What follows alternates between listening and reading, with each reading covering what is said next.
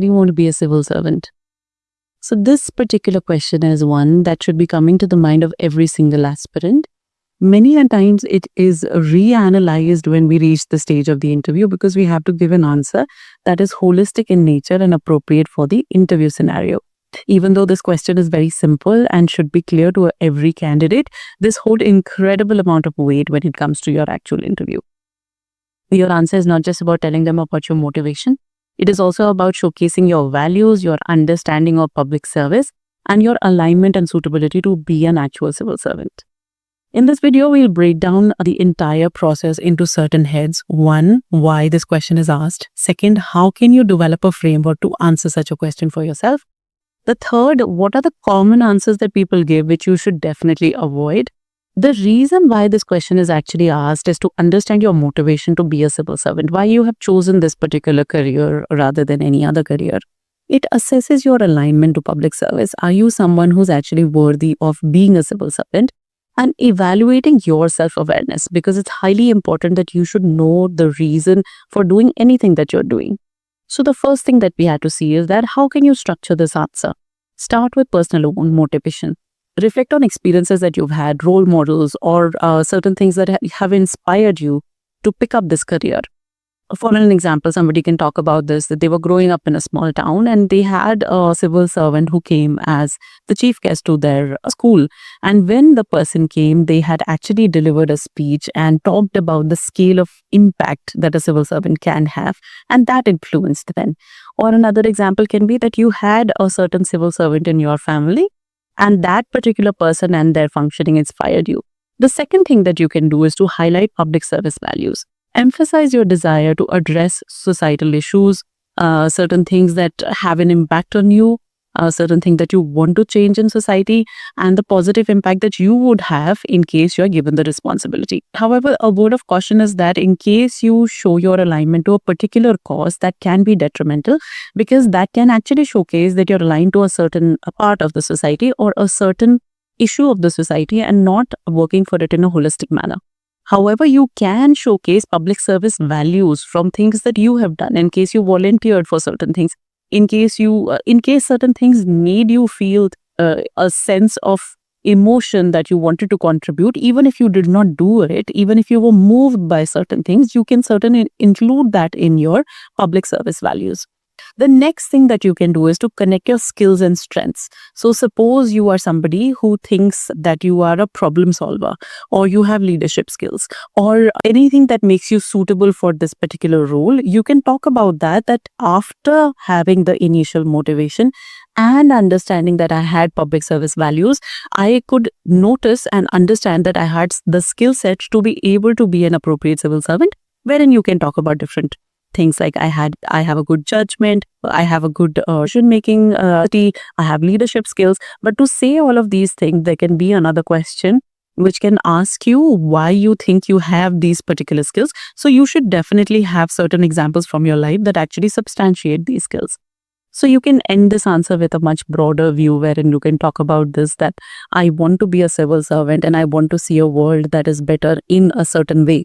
So you can talk about, that lights should be uplifted, certain impact that you want to have in a much more holistic manner, and you can end the answer. So reiterating the things that you should do in this question, first of all, you should know your personal motivation. Why is it that you actually wanted to be a civil servant? Second, the lighting personal service values in yourself.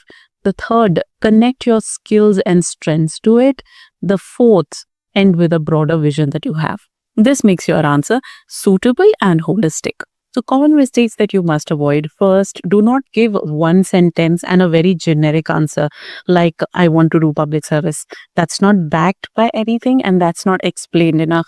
So do not do that.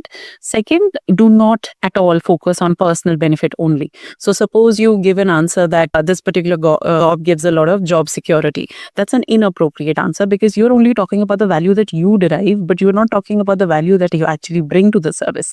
So your answer has to be holistic. Yes, a part of it can be personal benefit, but because you have only a certain amount of time with them, I would highly recommend that you should actually talk about your alignment and what is it that you think makes you appropriate and why should you be there rather than talking about personal benefits in this case.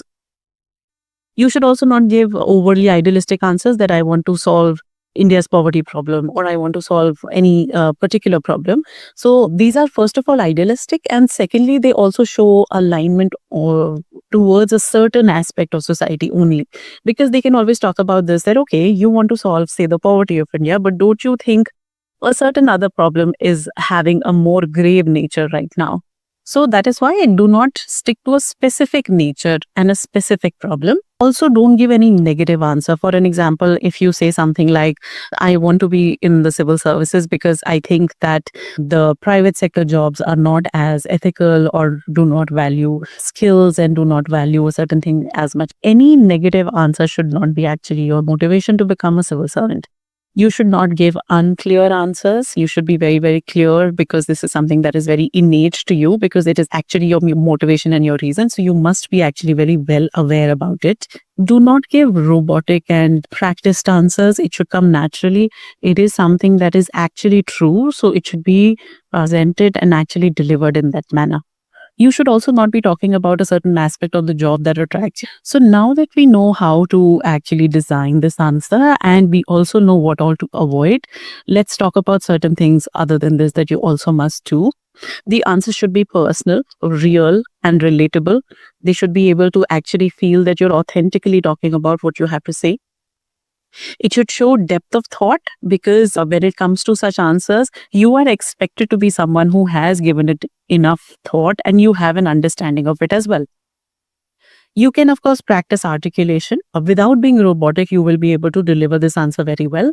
You should have a balance between passion and realism, because the moment you show too much passion without realism, that can be questioned very easily. Stay authentic, stay focused to your values, and then deliver this answer. So why do you want to be a civil servant actually shows your readiness to be so. I hope you will be able to plan an answer which is actually authentic, and I hope you will be able to go back and think about what are the reasons that you actually came here for. All the very best. I would love to hear the motivations that people have had to actually be a civil servant. Please do answer these questions in the comment, and we would love to see that why is it that you want to be a civil servant.